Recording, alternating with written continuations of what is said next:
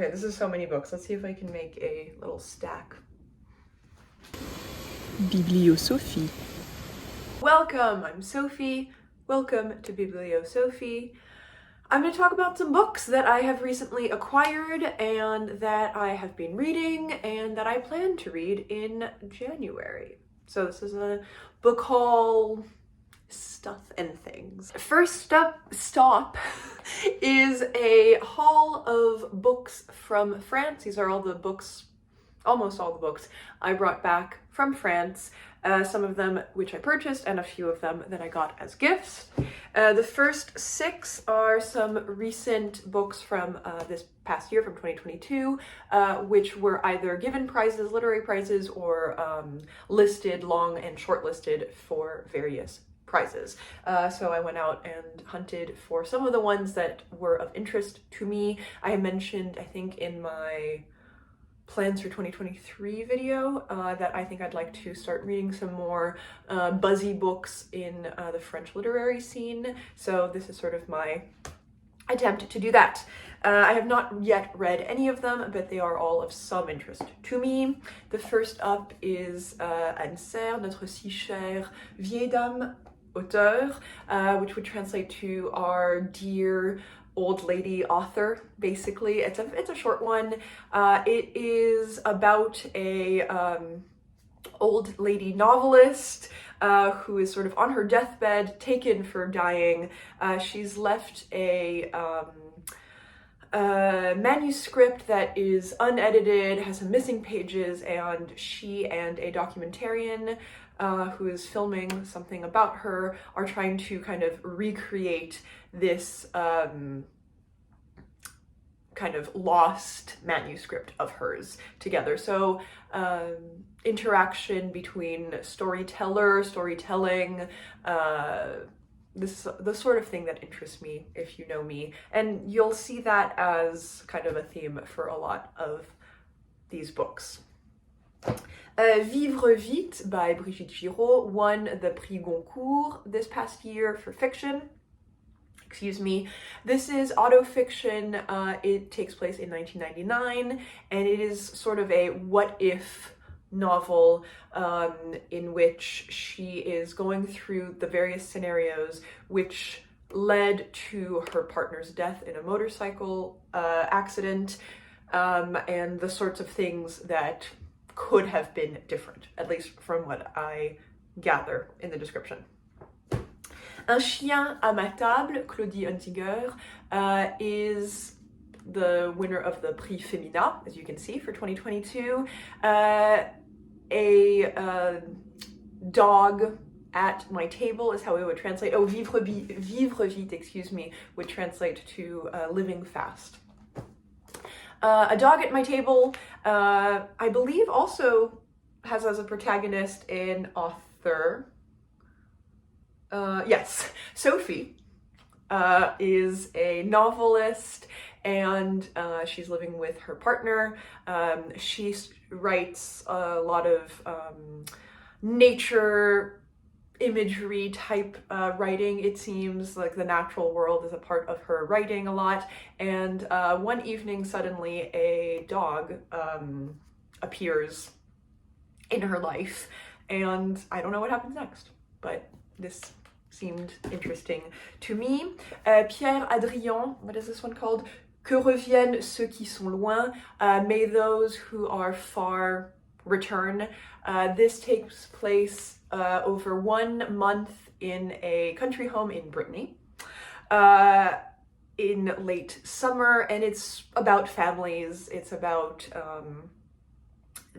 summer and the things that kind of always stay the same, I think, within families, within personal narratives, within country houses. I don't know much about it, but it sounds quite beautiful. There is a lovely description of the book by the author that I'll link to, so if you know French, it makes it sound quite interesting. La vie, clandestine by Monica Sabolo is also very much autofictional. It is about her childhood, youth with a radical family that she didn't know was radical. Just her father, I think. Yes. So she was raised in a very bourgeois environment, not knowing that her father was secretly a member of Action Directe. Yeah, and I don't really know much more than that, but sort of the how the past, how family gets drenched up, I think, dredged up, not drenched up, excuse me, and how it interacts, how different milieux interact with one another, from what I can tell. Again, I'm going in largely blind on these. And finally, performance, clandestine life. I'm doing a bad job translating these as I go along. Performance won the Prix Renaudot, and is by Simon Liberati. And actually, I'm not entirely sure why I picked this up when I was reading over the description. This seems like the one I'm least likely to like. I picked it up because it won the Renaudot. And it was also shortlisted for the Goncourt, I know. And it stars a writer. So, but this one is a male writer who has just had a stroke, and he's gonna fall in love with a much younger woman, and he's writing about the Rolling Stones, I think. So I'm a little bit more suspicious of this one, but it, you know, it's buzzy. All right, in our less recent entries in French words, much less recent in this case, Raymond Queneau, Exercice de Style is probably his most famous book. This is, I believe, 99 versions of, yes, of the same very, very short story told over and over. It's, you know, like a half page or page long story, and it's going to be told over and over and over again in slightly different ways. And I've never read it, so I was out buying books, and my mother saw it and said, "Have you read this, by the way?" And I said, "No, you know, I never have." And so she sort of foisted it upon me. I was very happy for it to be foisted upon me. Hey, ever heard of Anne Ernaux? So you know I've read some Anne Ernaux. I like her. This is a giant collection of a bunch of her works.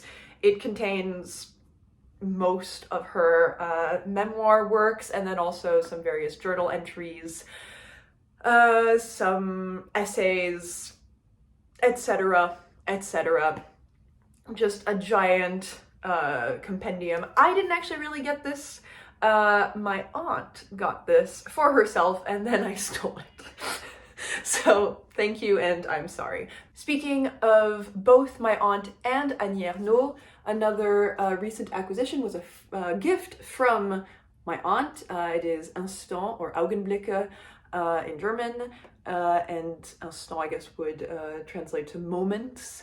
This is a series of poems, essays, short stories by a bunch of different French writers who were invited to give lectures at the French Institute in Leipzig, where my aunt was working in the early 90s. This was published in 1991 after the fall of the wall, after the reunification of Germany.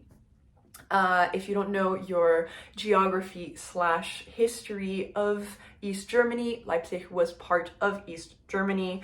And so this is a compendium of various works by a bunch of visiting scholars, authors who went to the French Institute there. It's a very simple cover, but really gorgeous layout of the book, actually.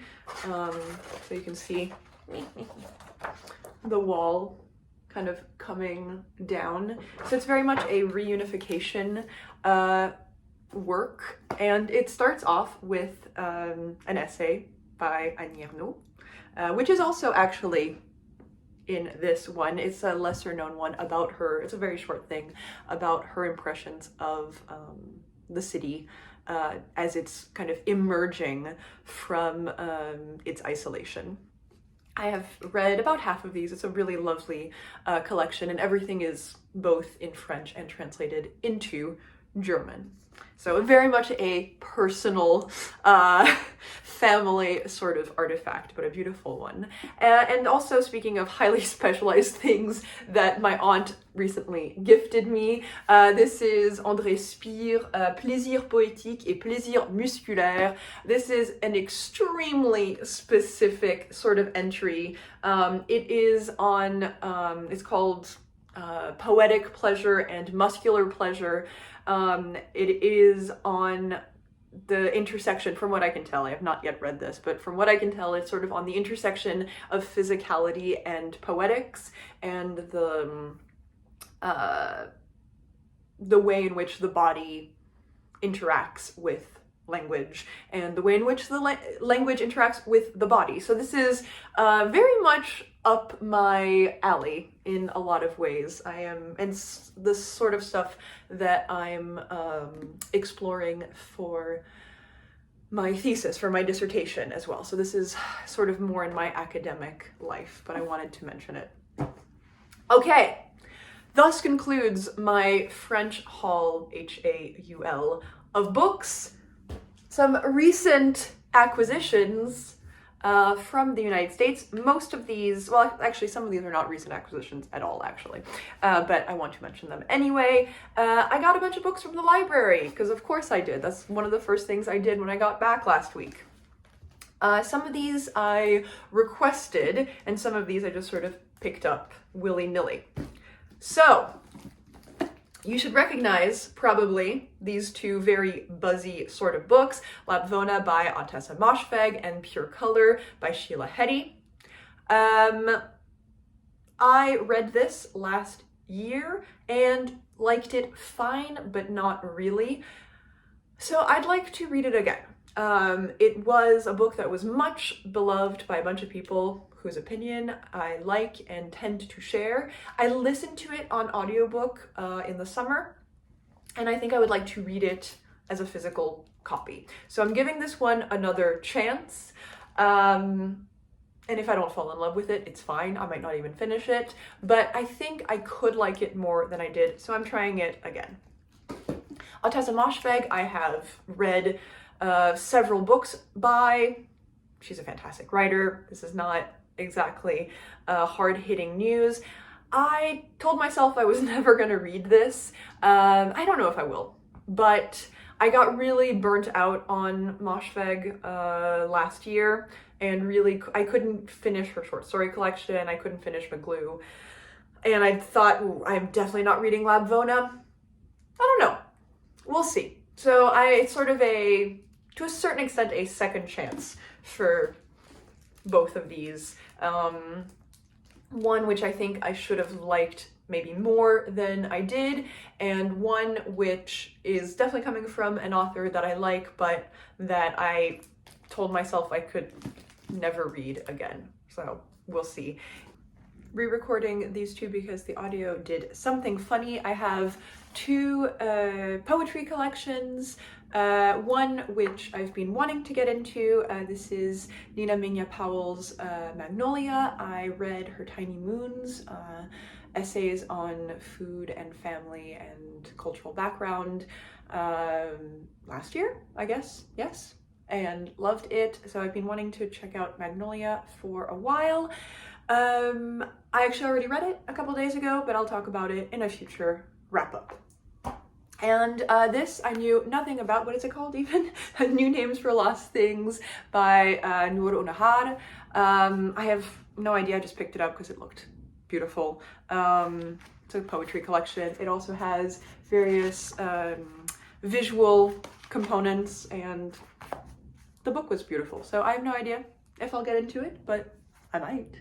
Two others that is my name, obviously, I put this on hold. I'm going to read Permafrost by Eva Baltazar, translated by Julia Sanchez. I loved Boulder, which is by the same writer and translator team last year. It made it in my favorite books of 2022, so I've been wanting to read Permafrost as well, so I called for it. Put it on hold, something like that, from the library. And then I think I didn't actually put this on hold. I think I just picked it up. In the margins, On the Pleasures of Reading and Writing by Elena Ferrante. Look, this is my catnip. It's a book about writing and reading. I love it. So it's very short. I'll probably read that this month as well. Then, final two recent acquisitions. I mentioned again in my 2023 plans that I want to get into Le Spectre, and I will. So I've ordered these two gorgeous, look, they go together. Oh, I like it. I ordered Agua Viva and, what did I order? The Passion According to G.H. They're both quite short, especially Agua Viva. So I'll probably dip into these pretty soon. And finally, three books that are not recent acquisitions, but that I am currently reading or have just finished and that are kind of part of my January plans. First up, Cassandra at the Wedding by Dorothy Baker. I just finished this last night. I am buddy reading this with Sarah Reed. Sarah, is that your handle on here as well? Anyway, I'll link to your page.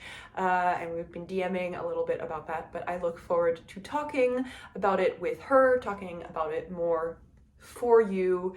I'll wrap it up at some point, but I really liked it. The Lonely City by Olivia Lang. I read this several years ago. It was my first Olivia Lang, and I really enjoyed it when I read it. I picked this up again because it was brought up in Katie James' book club, and I thought, oh, I want to read this again. So it's not so much a buddy read as it is me remembering that I liked this and wanting to dip back in. I've reread about half of it, and it's great. I'll talk about it in a future wrap-up probably too. And then finally, Chelsea Girls by Eileen Miles. This is going to be a buddy read with Nathan's Nook and I think maybe Benjamin Journal. Am I correct in thinking that? I read part or maybe all of this a while ago, several years ago. I have really no recollection of it apart from not adoring it, feeling kind of overwhelmed by it. So I think I'm due a revisit. So I look forward to that. I'll probably start it maybe even today, but shortly. Oh, this is a PSA. Because there is so much published by Eileen Miles before they started using they, them pronouns. For instance, here it says, in this breathtaking, inventive autobiographical novel, Eileen Miles transforms her life into a work of art, but the most recent pronouns for Eileen Miles are they, them, non-binary. So you might not know that. This is my informative PSA. All right, that's the vibe. The recent acquisitions, the recent library book haul, and the upcoming plans. Can I get them all? Ah!